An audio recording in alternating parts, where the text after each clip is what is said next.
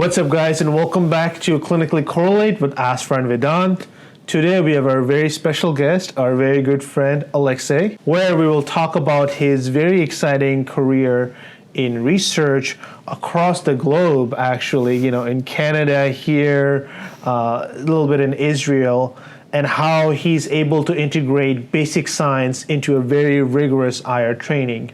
We also take a little bit of detour in the end of our episode to talk about GPT and how it will affect not just our workflow in radiology, but also medical education and life in general, and how the overall community will basically adapt to the new world of AI and medicine. All right, stay tuned. So we've got Alexey Gurevich here today. And, all the IR residents and I think diagnostic residents, he's the one that definitely has the most interest in a lot of the basic science and just, academic research in general. So I think that's where we're probably going with this conversation. We'll find out as we go into it. Alexey, you kind of have a very diverse background. I won't get into it exactly where you've lived, but if you want to give us a brief background of yourself. Yeah, absolutely. Thanks for inviting me to talk today with you guys. Always a pleasure.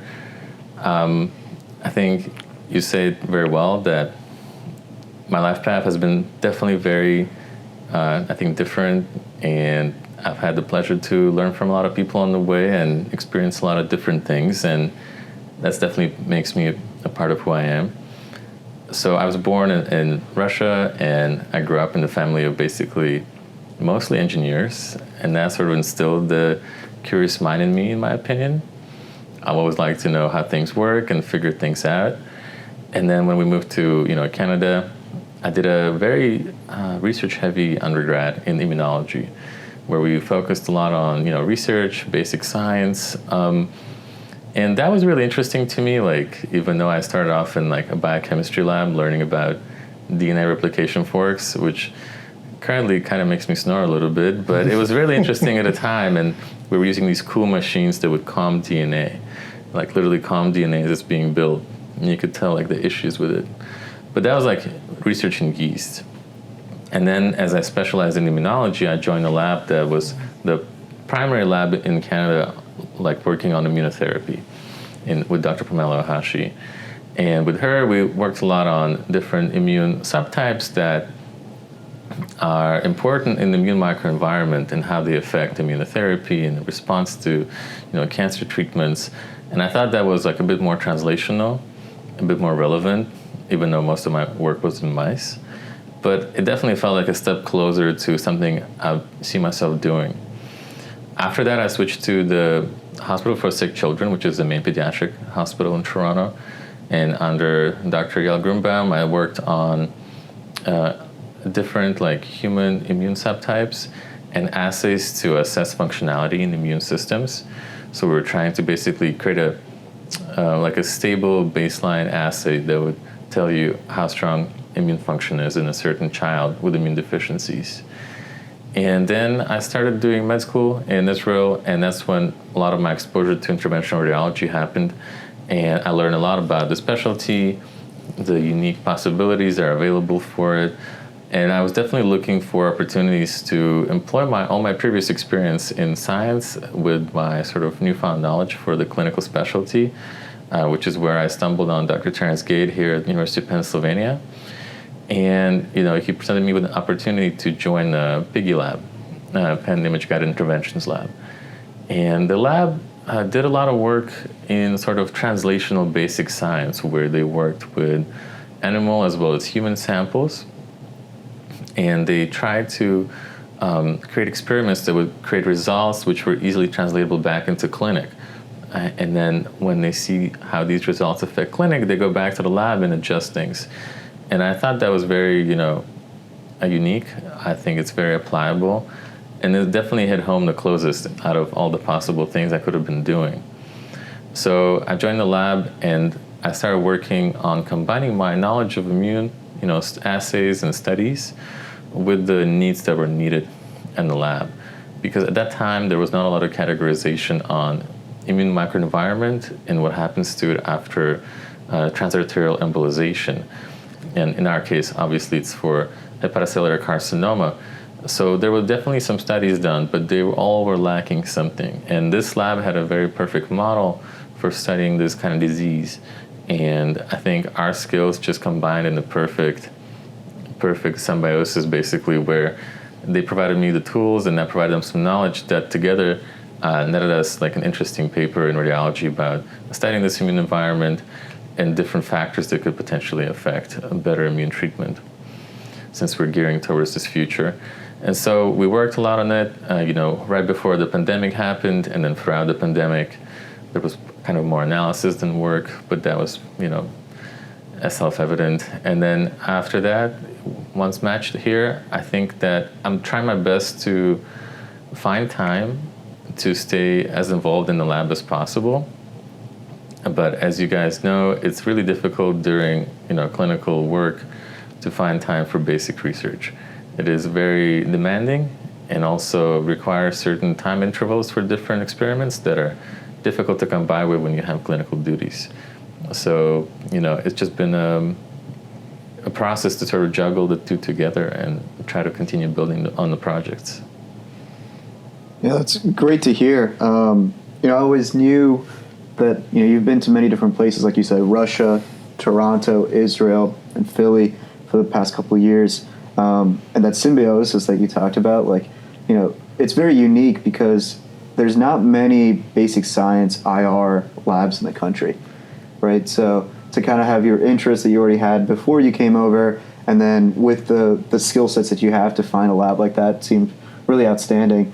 And I will have to say, you're being very modest of the work you've done, both in terms of, the impact on this from like a broader science basis, but then, you have been recognized as like one of the top 10 abstracts of the year for SIR as well. So Thanks. Definitely research is a big thing. Mm-hmm. Well, I think that, you got to stay grounded no matter what you're doing. You got to really enjoy it. And when I was a specialist in University of Toronto, in our first lecture, one of the chairs of the department came by and he gave us a really good talk about science in general, just to give us some inspiration. And one of the biggest points I took away from that lecture was that you really gotta enjoy the process. You can't live for the results, because even though they kind of give you a bit of a high and an excitement when you get something good, if that's all you're gonna seek, you're bound to burn. But if you enjoy the process and you enjoy how it goes, the development, you're bound for success, because you're gonna like doing it no matter if you succeed or not. I think that's such a critical mindset, right? Because all of us, either in pre-med or mostly in pre-med or sometimes in medical school, have dabbled with basic science research. We're trying to get a publication here and there to either to apply to medical school or thinking about PhD or any of those fields, right? Mm-hmm. And I myself, did some basic science work, but man, did I burn out, right? I did not see myself doing that process, or did not enjoy the process. Hence, I kind of shifted gears more towards clinical research. Mm-hmm. But as you said, it's so important to kind of stick with it, because so many times your experiments will fail, and you have to kind of repeat them over and over and over again. And to make sure the experience are repeatable, that's the other thing. You cannot just repeat them once and replicate the results once. You can replicate it a couple of times too, and that can be very, very time consuming. You need a ton of patience as well, right? Props to you, man, for sticking with it and then kind of making advances that will affect the future of diagnostic and interventional radiology. And as you said, I think what's so unique about the work that you and your lab is doing is based on your clinical results. You kind of going back to basic sciences to kind of influence and kind of draw up new ways of looking at things, right? Yeah, absolutely. And so now the question is, I think one of the most important things you brought up is, finding time to do research, right? Because for most of us, if we're interested in clinical research, the worst case scenario is, you do your clinical work in the morning or in the afternoon, you go home, and then maybe you can find some time to put it in the computer to do the research work long term, if we don't get any dedicated time from our program, right? But in your case, you have to be in the lab to run those experiments, right? So like, are there any special ways the IR program is accommodating requests, or do you have any creative ways of finding time to be in the lab while trying to balance your clinical work? I think that's a great question. It's probably the most crucial question because without time, nothing is going to happen.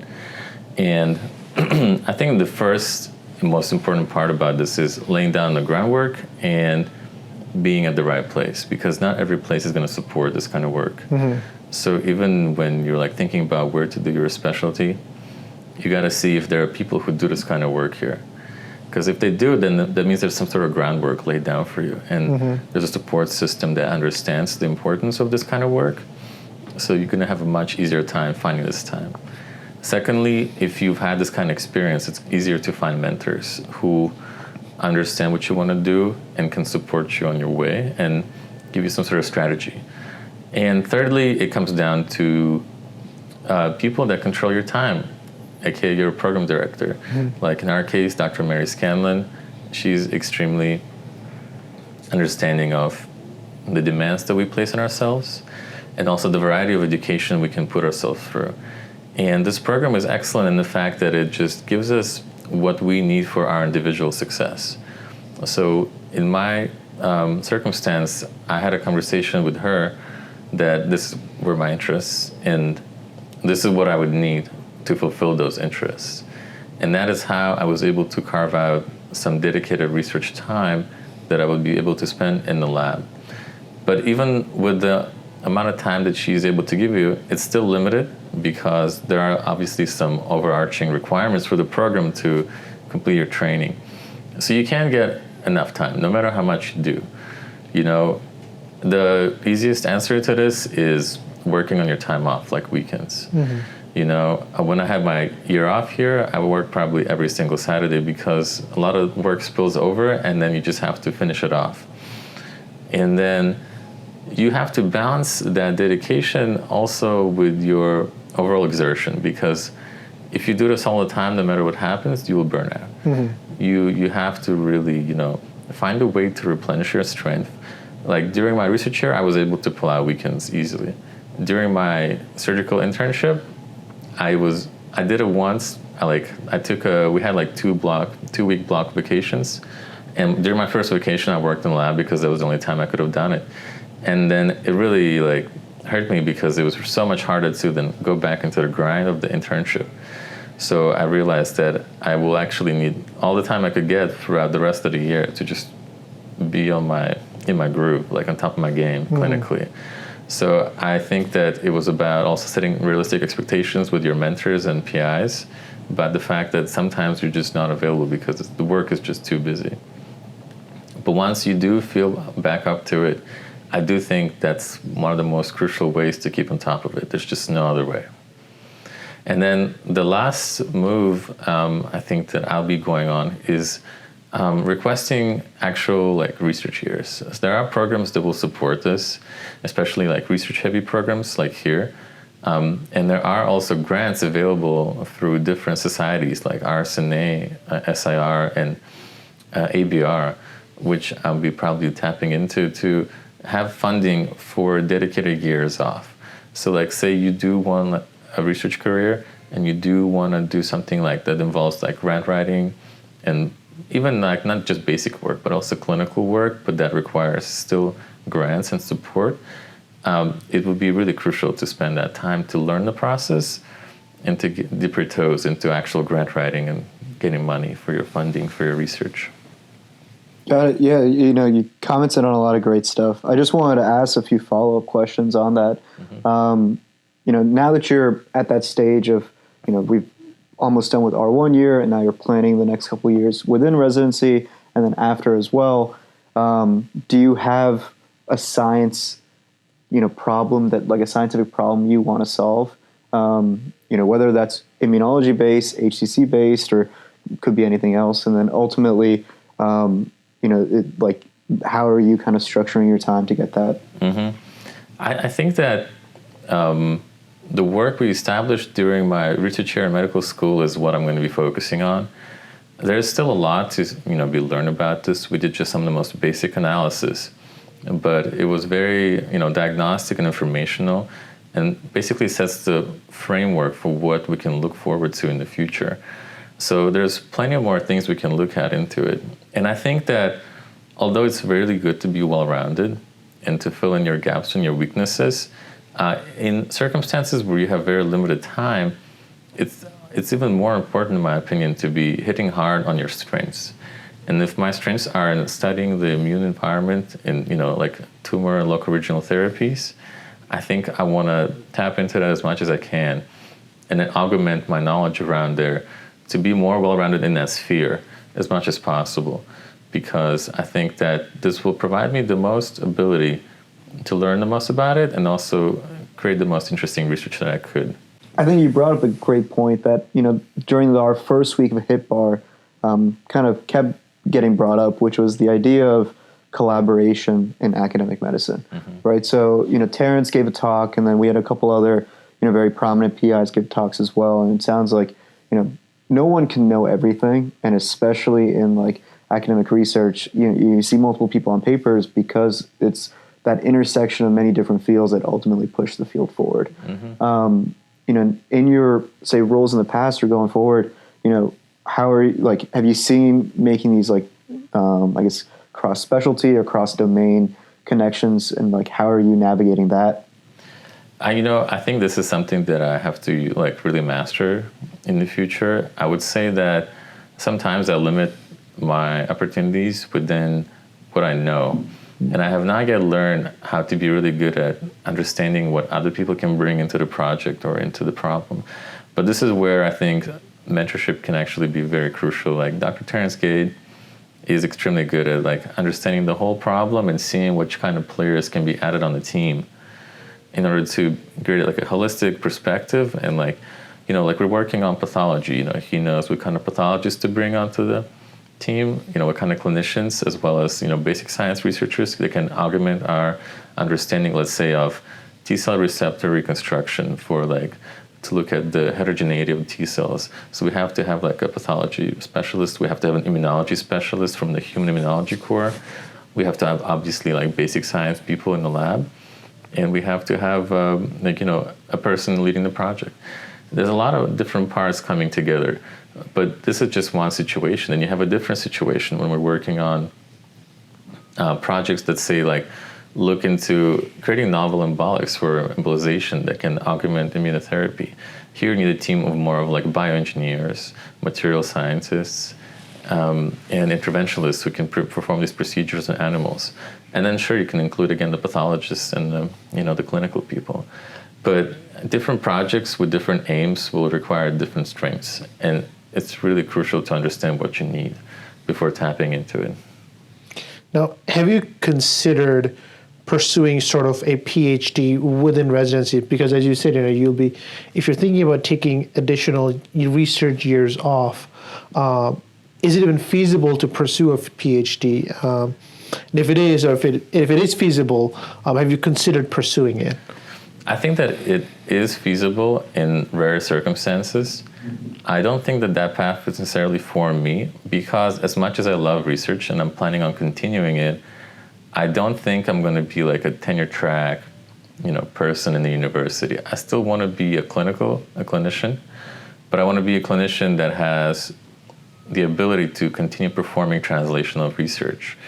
And if, I'm being supported by a lab, I would probably have someone working in the lab along with me, allowing me to create samples or tissue or other things that can bring clinical information to the lab that can be further analyzed and then give me feedback back into the clinic.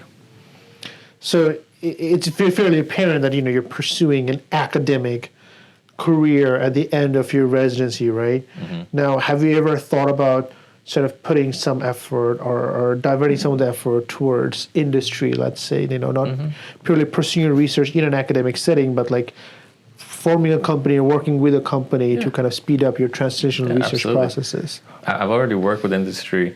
I think that the collaboration between industry and the educational research machine are more frequent than you would imagine, because it's not just about funding, but it's also about certain technology that's only available through the industry. Like we have the model that is pretty good for HCC.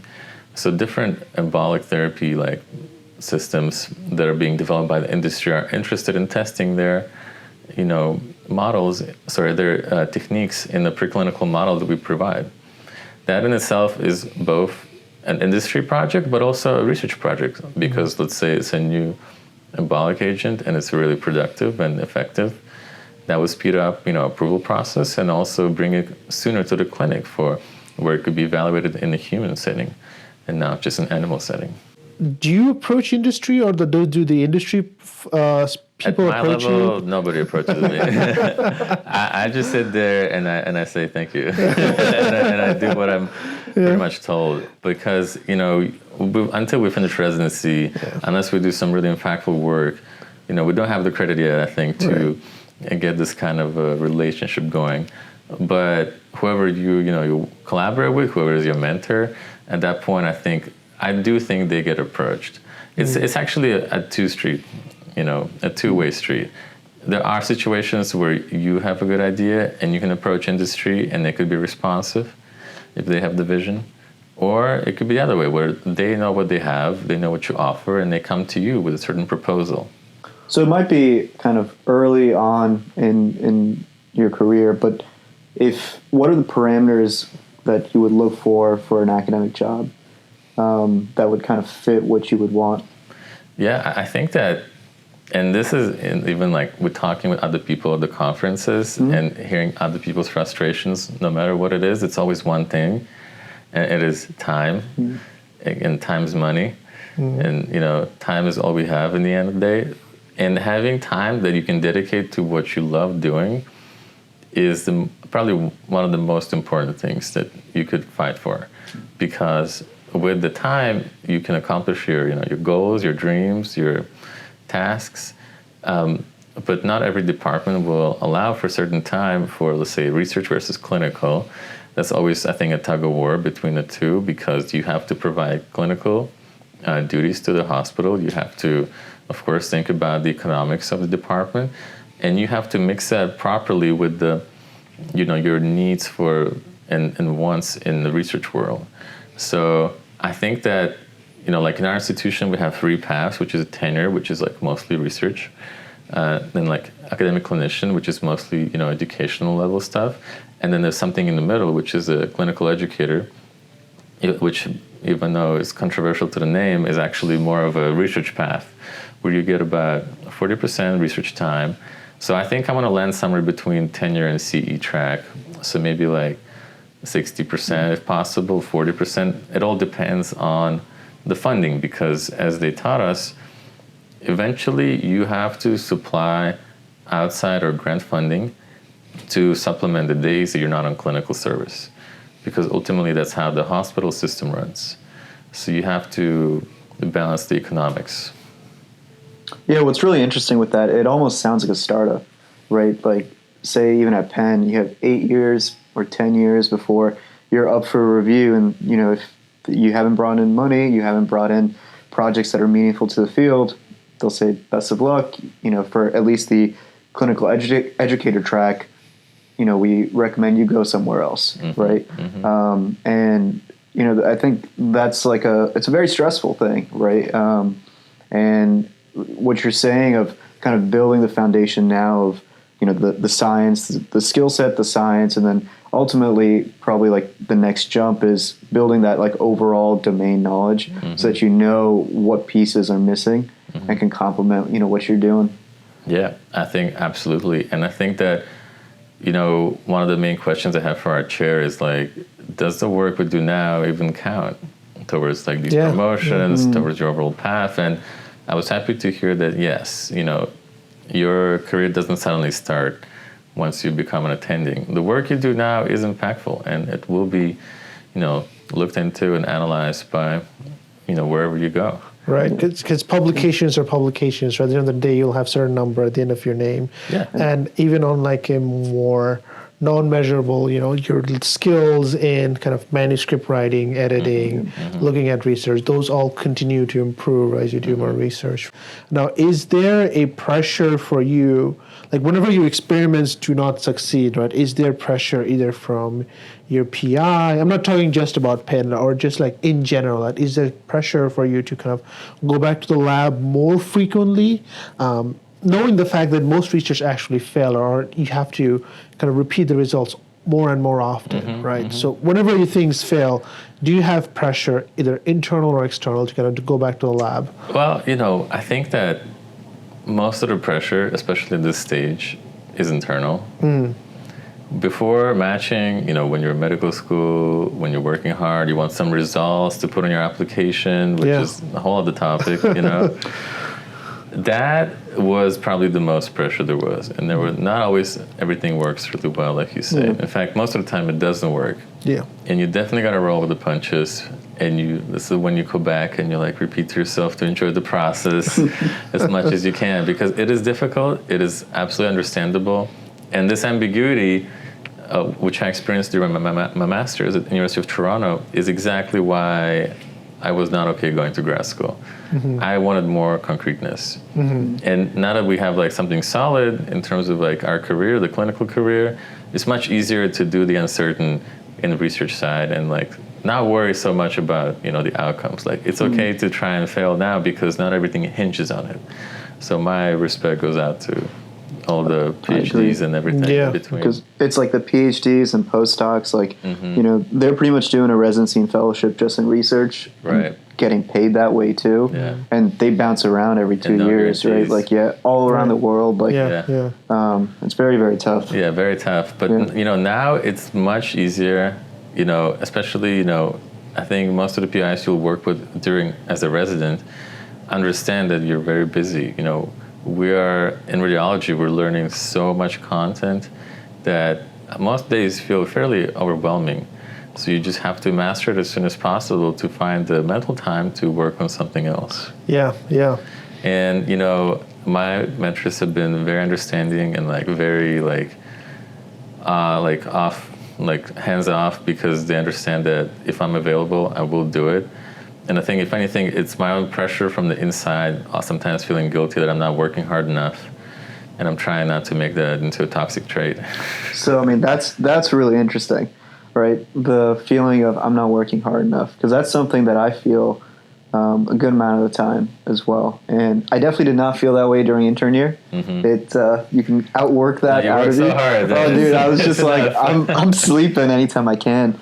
But it is, it's definitely something that I'm aware of. And do you have strategies of how you kind of calm yourself down from that? You just have to basically rationalize why it's okay not to do something for some time. Yeah. But if you have those internal pressures, the only way to release them is to do what you feel guilty about not doing. And if you feel like that is, borderline making you feel unhappy and unwell, then you just have to analyze that and disconnect a little bit, because you can't just create yourself an environment internally that is so conflicting and so deleterious to your well-being. Speaking of well-being, right? Yes. How are you balancing academics, research, and general wellness? Are there things you like to do for fun? I think that's a great question.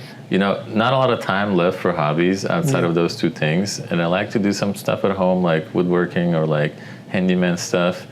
Or I like to do social gatherings. I love having you guys over. Yeah. I love when we do something together. It's always a great time. But what's funny is that the research stuff is the fun, because I literally do enjoy it. Oh my God, nerd. Yeah, pretty much. But it's fun to put information together. Yeah. And not everything I do is basic science. A lot of it is clinical too.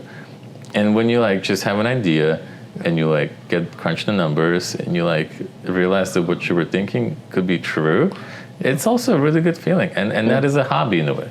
Yeah. It truly is. I gotta say my guilty pleasure is Excel spreadsheets. There you go. Good data, I'm not gonna lie. And when I was doing my research here as well, once that database is done and then you can start asking these questions, it's really interesting to be no one else has asked this before, and like finding those answers. And then, Absolutely. Whether it's basic, translational, or clinical, like ultimately patients really benefit from it. And then, from like the prostate artery embolization work I was seeing, like patients are looking it up and reading these articles themselves, right? And maybe they're not capturing 100% of what's going on, but they're trying to make their own informed decisions based off of what's out there. And I think, definitely with Google PubMed, but now even like ChatGPT, like all these things are truly, I think, democratizing some of that knowledge that like traditionally, unless you had a very medical background, you wouldn't be able to understand. People are understanding things, and I think it's very beneficial that way. And that was always like when I was in the midst of some chart review, like that would motivate me a lot. Yeah, I think that's so well put together. And, I think just patients in general become way more well-versed, Just as we are getting better and better at things, so is the whole population in general. And just yesterday in clinic time, I had patients like asking us about like different percents of like the percents of failure, percents of success, factors affecting things, and those are not regular questions you'd always hear, but it's exciting to talk about it because this is your work and this is what you spend hours on, and then you have the data to back it up. So that's a really good time. I think that also comes with the expectation that the percent success and percent failure. Sometimes you don't have that on the top of your head, right? And then, at least I personally feel I could look like a real doofus if I don't know that, especially for something that I start with, hey, this is something very routine. We do this all the time. And then the patient counters with, oh, yeah? What's the percent success? Like, oh, dude, I don't know. I think, we're like doing a month-long rotations. That's true, where it's just enough to like understand the basics. Yeah. If this is your specialty, you will know all those things. That is true, yeah. 100%. Like in that clinic, that guy does literally just those few things that he sees the patients for. So he's the expert. Yeah. And to be fair, you can get like a review article that is probably tabulated, like the adverse events, and then that's honestly a good starting point for patients as well. Yeah, absolutely. Should have like ChatGPT. I'm like, all right, let me ask. Let's see what we get. Probably going to give you the answer. Yeah, no, I mean, this was a hot topic for us, but ChatGPT will affect science and research. It already is. Let's jump into that. Yeah, let's do it. Sure. So, like, there's an article just came out, right? I think Stanford and a couple of researchers in Germany, the way they used GPT is they took an unstructured report. Now, we all know some attendings who have, like, extremely long unstructured reports. Yeah. And then they basically fed it to this GPT model, and what it spit out was kind of very nicely structured report by organ system. No organ system, by like, so it was a musculoskeletal MRI, and so they went the specific tendon, the specific muscles, whether they're torn, not torn, or whatever the other report said, but in a very structured, almost like a tabulated format, right? I think that's an excellent utility of GPT, kind of simplifying the science, or sometimes the weird language that we like to use, right? I think beyond this, my wife, she is in the legal field, and if you ever open a legal textbook, you'll see their one sentence can take up an entire paragraph, right? It's the worst thing. Right. But you feed it into a GPT, tell them to simplify it, and they will, right? Into nice, readable things, right? So that's a good utility of GPT that 100%. that can bridge clinicians and patients, kind of bring us all together, right? But are there other utilities that you guys both see of a GPT? I mean, one thing we've talked about is making abstracts, right? Making abstracts, making presentations. Besides like the raw data that you have to put in, like a lot of the intro stuff can probably be auto-created, at least to get a draft. Yeah. Right, and then like that's the hardest part, and then you just edit from there. Yeah, there's two ways. You can either give it parameters for an intro paragraphs, right? That are always a bit of a pain to write, but important. And it can give you some basic like outline that you can later flesh out more to yourself, or you can do the opposite. You can write something, and you can put it back in and have it simplify what you're writing to make it a bit smoother. If you're a little bit unhappy with your results, at this point, and it's been announced, let's say, that it's not plagiarism to use ChatGPT to write scientific material. It's still a bit of a taboo from what I'm sensing, because people are still a bit queasy about using a computerized program to create content. But ultimately, as long as it's human vetted and peer reviewed, there shouldn't be an issue with it going forward. So it's going to augment writing 100%. Like, hopefully the quality of the papers will go up from it. Now, do we ever see this kind of seeping into our primary reports, like the primary dictation, right? Where we feed GPT like, hey, these are the findings. Write an MRI report with a torn supraspinatus tendon in the mid segment or whatever, and then they just basically produce a report with all the other things being normal. My prediction is it's 100% happening. So Microsoft bought Nuance 2021, so 2 years ago. Oh, really? Yeah, so like they own it 100%. So Nuance is, we use it all the time, but they also have like Dragon Dictation, which like regular clinicians use as well. And they have an 80% market share for all that stuff. So there's no one else competing against them. And, from a workflow standpoint, like PowerScribe itself hasn't really been updated in a while, right? It's kind of almost looks like 2005-ish, like an enterprise software. But now you add in OpenAI and like Microsoft's like 40% share in that, like they are perfectly aligned, I think, one, definitively for like the radiology reports, but then given that Dragon is also interfaced with Epic and like you can just do everything on your phone, I think we're going to see like 10 years ago, everyone hated the EMR. I think we're going to go to the golden age of the EMR. Because you'll just dictate and then no will be produced. Exactly, because everything in medicine is verbal, right? And it's the same reason why like we still have to memorize a few things, because you can't always have your phone or your computer in front of you. If someone gives you a direction or a medication, you need to have some idea of what that is. If ChatGPT is now there across the board and they now have computers in every room, like it's a pretty simple step to then have that just be the reason it gets transcribed, and then you're just signing off on this is exactly what I did.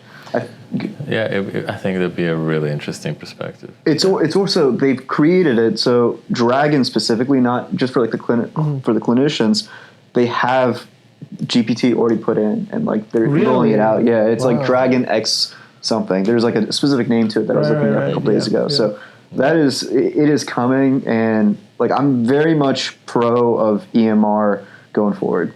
Okay. I mean, I don't know. Any of us were anti-EMR, too. Our predecessors, and like you talk to any attendings that like are in their 50s and they saw the transition, they hated it. Right? We are all like digital natives, so it's like, why would we ever go back to paper charts? Sure. Right. And so, and it's gotten really, really good now. Like there's like when you use Epic, I don't have any problems. Yeah, right. As long as you know what you're doing. That's true. Really, the only issue I thought was in the beginning, like a bit of a steep curve. Once you master it, it's really good.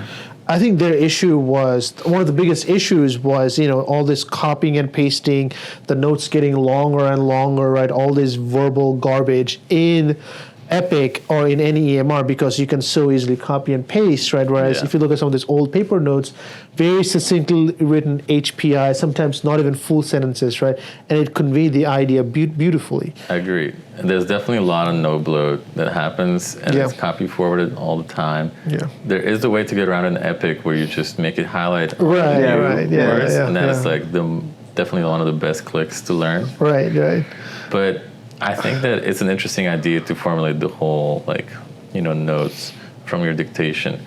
But going back to, radiology dictation, it does feel very similar that unless we also have automation for a bunch of values we have to get, then it's no different than just, going into the fields as we are right now and just inputting whatever we have to, find out. But as long as we also get automation, like the calculations, then these notes could pretty much be generated on their own.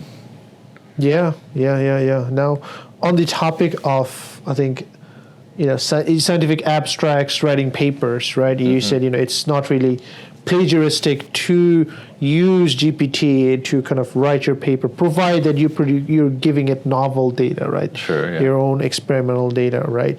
Now, how does that affect, kind of going beyond our clinical realm and into more of the educational realm, right? I guess one of the points of our higher education was to learn how to do this academic or scientific writing. There's some sort of an art to it, right? Like when you read a scientific paper, it's very different from reading a model. Even the simple words that they use to convey an idea can be very, very different. 100%. Right? So like, I guess, how will that now affect our view or like our training? Because now, if we are using GPT there, I'm pretty sure we'll start using GPT to write novels as well. I can see both of those languages sort of sounding very, very similar, right? I know that it will set off a lot of like, I say old timers, but I mean like, folks who are, as you said, not technologically. Or maybe they like it native, old school. yeah, technologically native, right? It's so weird and it's so different, right? I think I know what to tell you. It doesn't feel like your own piece of writing at that point. No, it does not. Right? And so the question becomes like, if you go into academic medicine, and one of the things that you'll be doing is, serving as a mentor, kind of evaluating candidates for residency or fellowship or what have you, right? And you get all of these essays that basically sound the same. They're all AI. They're all AI generated. And if that is the norm then, right, Well, what do you use to evaluate these candidates? First of all, I think that, learning to write is very complicated. It's extremely complicated. 100%. I don't think I'm good at it. I think there are very few people who are actually really good at it. And then, the people who are trying to teach me how to write, they keep claiming that, there is actually a good formula to writing. It has to be concise. It has to present a problem, current solutions, hypothesis, whatever, materials, discussion. Even though it looks like a complicated process, it actually can be broken down into fairly simple steps, And this is where, writing, I don't think it should be so complicated, because if we're augmented by AI, but you give it each parameter for each paragraph, then it's just your challenge of actual conceptualizing your thoughts into paper, which I think is a huge limiter for most people when making this. But as long as they have a good outline of how they want to conceptualize, they know what they're talking about, they just don't know how to express themselves, that's a bit of a different issue. But then, we come into the, I think, stylistic problem. And the first thing is that there are actually scientific-based chat GPTs. They have different names, but they use the same API, but their training is more on the scientific writing to make it, not like a novella, but more of an actual argumentative scientific paper.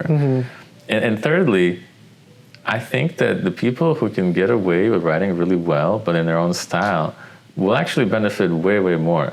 So there will still be a need and a desire to be good at writing, but maybe just not everybody's able to. And I think that this actually empowers people to produce work that is higher level. But if they're themselves so good at writing that they're able to produce this on their own character and style will be imprinted on it. And it's just not just for papers, but I think for personal statements too, where if you're able to do it yourself and you're able to create this engrossing story, you will be even more beneficial than anybody with AI. So the point you made that writing is a big limiting factor to a lot of people, right? From an academic standpoint, abstracts are pretty short and you can get over it in a day. Papers, sure, it takes a while, but it's a couple pages. But I'm sure for grants and these 50, 100-page protocols that you have to write, it'd be awesome to have ChatGPT there. And that's probably a huge barrier for people. And again, going back to your comment on time being a limiting factor, and especially as you get further in your career, you have other responsibilities, you add this tool in, and now, like you said, it's now about the ingenuity of your ideas and the science, and then ultimately getting the team to do accomplish what you're doing, rather than spending a bunch of your time trying to convince someone else that this should be good just based off of 10, 15 pages. Yeah, and around the scientific world, I'm hearing really positive feedback on these kind of tools, because you said right on the nail, it saves a lot of time. It saves a lot of brain scratching. There are so often times where you know what you want to say, but you just can't say it nicely. Yeah. And I think it's an innately human issue, because we're just not all so verbose. And look at us, we come from different backgrounds. We're not even all English first language necessarily, and it's a real challenge. But this is a language we've chosen now to communicate worldwide on, and this tool empowers all of us. Philosophical question. I wonder if writer's block is going to be there in 20 years. Right? Because you just put it in and get 50 options, and you just pick the next one and go on with your life. As long as you know what you're writing, I think it'll be okay. Yeah. I mean, the hardest part about writing is starting, right? Just starting a draft is very different from starting your writing from scratch versus editing an already given piece of writing, right? I always found it easier to edit and catch errors over kind of writing my own piece. Dude, it will be very, very interesting, and it will be interesting to see our future generation, what our kids will sort of grow up with, right? If they're doing their homework with ChatGPT, and because I remember back in the day, for high school English, right? They would say, "Oh, go read this novel." No, I'm not going to read that novel. I'll find those Spark Notes, summaries, Wikipedia. If you can find those Spark Notes. Yeah. But now you can just ask GPT away for anything, and they'll basically produce the results, right? Now, is that cheating or is that adapting to a new world, right? The guy who founded OpenAI, I think, responded to that criticism, and he said that schools have to adapt. Absolutely. It's not going away. It's the future. And you can't rely on us just reading books and synthesizing ideas anymore. Yeah. When we can do it in a novel way. Right. It's almost like a calculator, right? Even in high school, I thought statistics, the theory behind it was useful, but having to do the manual calculations never made any sense, because any real world problem you're going to have is going to have such a amount of data that you need a calculation and a calculator to do it, whether it's the TI-84 or whatever we used, or an Excel file or SPSS, and it's going to be the exact same thing. Right. I think that it's silly to neuter us in terms of our tools and equipment and availabilities that are available to us. Now, did you think about using GPT in your own research, whether it's grant writing papers, abstracts? I think I will. I haven't had a chance yet enough to really play around with it. But I'm excited to give it a try next time I'm sitting down to write something. Yeah. If I find your dictation, I'll be like, is this GPT generated? Let's see. And people say that those things aren't really very sensitive, actually. The ones that are supposed to protect if this is AI written or not. Supposedly not so good. It's if you read 100 different paragraphs of GPT, you can start picking out trends this looks like it's GPT written. Because there's just certain way that they kind of structure their sentences, and there's a certain style that they follow. Again, GPT, the challenge that it poses now is for us to kind of learn how to optimize it, right? So that in the future we can learn how to use that to optimize our time, right? It's this never-ending chase of learning newer and newer and newer tools, right? And we're getting old, believe it or not, guys. What sort of scares me, and I never thought I'd find myself in this position, is that how different the world will be, 10 years from now, and how I won't be able to adapt to it as quickly as I can now or 10 years ago, right? It's true. I think that, you could adapt to it if you have the time to learn. Yeah. But if you're busy, then there's a real chance that it will pass by you. It's not even being busy. It's I feel like my mind just fibroses, with fibrosis, you can't move as well. It's kind of that happens. It's I personally become more and more resistant to change because it's I've learned so much stuff. Why do I have to keep changing every day? It's just something that's easier to do. You're right. At least for me as a younger person than as I'm growing older and older. I think it's also tough because we don't know what we have to learn. Right? That's It's you can use ChatGPT, but do you learn how to create APIs to run on top of it? Because you're afraid that if you don't do it, someone else will within radiology. Right. And but then to do those skills, we don't have that toolkit. Right. So I think, we're in a I was talking to, I think, one of our co-IR residents, and I made the comment of, I think we're the most insecure radiology, R1 group that's been there. And I don't know, I can't compare, but between AI and we're kind of at that stage where there's a lot more advances, I think, that are happening in real time that are like changing radiology across the board.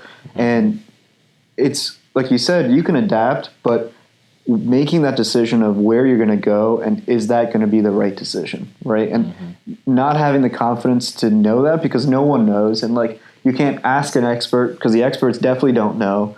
So it definitely creates a lot of kind of confusion and kind of a quagmire state that I think is like not just the fibrosis of being old, but just not knowing where to go next. Yeah, and then I think what's gonna, I don't want to say what's gonna save us, but like a state of this country is, medicine, the advancement in medicine is always kind of 10 years behind. So if you look at GPT, the advances that it will make in business law will be far ahead of advances in medicine. When I say advances, I mean the widespread clinical adoption, right? Because of laws and regulations, right? Recently, there was a senator, and I think they were interviewing someone from TikTok, like an executive from TikTok, right? And the senator asked, can TikTok access your Wi-Fi? It's like, I think I saw that. Right? It's a widely circulated clip. It's like, he was very fibrous. His mind was fibrous. Right. That's right, yeah. I will say, I do think healthcare is going to be delayed, but it's not going to be as delayed as before. Because before, we were not connected electronically at all. And so there was, the internet came out in 95, EMRs weren't mandated till 2010. It's a 15-year gap, right? Yeah. Now everyone's connected, and there's only a few companies that are running that. And like we said, you have Microsoft, you have Oracle, you have Google, like all these people who can access it now that it's online. And like the regulations may slow it down, but I don't think it's like not as much of a technological lift that it was in the past. So I guess that's an interesting point, right? So as our kind of lawmakers sort of turn over and we get quote unquote younger and more technologically native people in, maybe, as you said, the transition will be faster and faster and faster. Yeah. To me, that's even scarier. No, yeah. Right? It's like I gotta adopt even faster now. I don't have that 10-year sort of sweet window where I I do can think slowly that if come the into. changes are complementary and if like they augment your workflow, Right. I think you will slide right into it. I hope the EMR will be standardized too. Like you have to have the same system across the board. That's tricky, right? That is very, very tricky. But it has to be. I don't think it will ever be. We may adopt certain standards, like a Mac OS versus a Windows, right? We can all use, or even a Linux, right? We can all use them because they have some common features. But every system I've been a part of that was like that, from speaking from international experience, has made it very, very good because everything becomes standardized. Right. Changes are uniform. You're able to access anyone you need to. All the information the patient has received in their lifetime is there and available. It will definitely streamline patient care if it happens. The worst example of that is like, as an intern, we get a patient come in at like 11:30 on a Friday, and they're like, "Doc, I just had the scan at the outside facility, and then we couldn't upload it." And then we'd be like, okay, we'll just like request the images to get pushed. And you have to wait till Monday, or you have to rescan them. And like they're like, we just got contrast, whatever. And it's like you said, if all those things are just available online and or through the portals, like it's much, much better for patients. Absolutely. So I guess the only way to standardize it would be if sort of your own patient information becomes available to you immediately outside of the EMR in like commercial platforms, right? So like, I'm just giving you an example, like a Google Health or like a Microsoft Health. Yeah, like a cloud-based. Exactly, yeah. I think they can do it even in the way it's currently set up. They don't have to be cloud-based. They just don't want to. And there's no law mandating interoperability, so like that's what's limiting it. I did think there was something in terms of like having access, but I don't think everybody plays by that, so that can't be the rule yet. Right. And also, we can do care everywhere in Epic, like but not every system plays along with it. Right. And it's only local, like there's no reason for that to be the limitation. Yeah, but it should definitely be fixed because this would streamline things so much better. Yeah. So the last question I want to ask you, since we're towards the end of our first year of residency, radiology residency, what advice would you give to your younger self entering into R1? Like a residency radiology-based advice? Could be anything, right? It could be could be multiple pieces of advice too, like one residency related, one outside of residency related. Yeah. Okay. I mean, I think so far things have been going pretty well, and I think I just came in with a pretty holistic approach. That it's not like just a year by year, but like what is the big goal, and it's always like an existential question for everybody, no matter what you do, residency, school, a job, like where are you going? What do you want to get out of this? Because that's clearly sets the stage for what you would like to accomplish and what you can kind of give up on and like not worry about so much. And then this really streamlines your thinking and how you look for those opportunities and those goals, how do you achieve them? So I think the number one thing is to do some soul searching and like, you're at a program which can empower you to do what you want to do. What is it you want to do? And it's a difficult question, Yeah. Most of the people don't really realize it. But if you do, then you can seek out mentors that can help you in that. And you can look for like those advice from the people who can maybe have traveled the path you've traveled and have the advice to like how to make it a smoother process, or maybe they don't. And you'll just have to experience it. Another thing that is, I think, important, like radiology is very, very dense. There's a lot of information. And it feels very intense when every month you also have to switch to a whole new, rotation, learn all kinds of new guidelines, modalities, and like tools that each new specialty uses. So I kind of view it as a bit of a big puzzle, and I'm not worried to get the full picture right away. I'm just trying my best to like put together little sections of it, hoping that it will come together when the time comes. And so far, I think that's been working for me, and I try not to stress too much about the full thing. That's a really excellent way of looking at radiology residency, or like things in life in general, right? The process of learning is always a slow burn. You could never know 100% of something day one, even when you want to, right? And I really like the way you explained it, that example of using a puzzle. I'm going to steal that. I'm gonna use that. Do it. But it truly is. And I like making puzzles. So yeah, there you go. I like breaking my head on that. So I think that it's just, it's a marathon, not a sprint. We've all heard that expression. Yeah. Drink from the fire hose. But it all just comes down to the fact that incremental work, little by little, will pay dividends. Right. And it's okay to take days off and relax as needed, because everybody has a different pace. Right. So I think the most important part is to go to as many happy hours as possible. No, I'm not even joking, because I think that our community of our class and like our social interactions and aspects is what makes it such an enjoyable process in the end. 100%, man. Yeah, yeah. And I want to like thank you, right, for creating that, especially when we first started. Because, a lot of us are not from Philly. And, one, you kind of knowing the area, knowing the hospital, and then, you just moved into your house as well. It was a, beautiful, beautiful place. And during the summer, like, it was those interactions that, I think really helped us as a class. Yeah, I'm appreciative that, pretty much the whole class likes to hang out together. Yeah. Enjoy each other's company. Is always happy to see each other. And it becomes such a gift to go to work. It doesn't feel like work. It just feels like, going and having a good time. Not all the time. Most of the time. At lunch. Yeah, lunch is the best part of work. Best part of lunch. And we were walking out. Yeah, but no, dude, it was so lovely to have you, man. Thank you for the invite. Great learning about your research. Great to kind of de-stress and talk about how all of us will eventually fibrose away and not adapt to technology. Yes.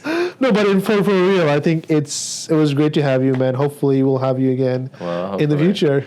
Next stage of career.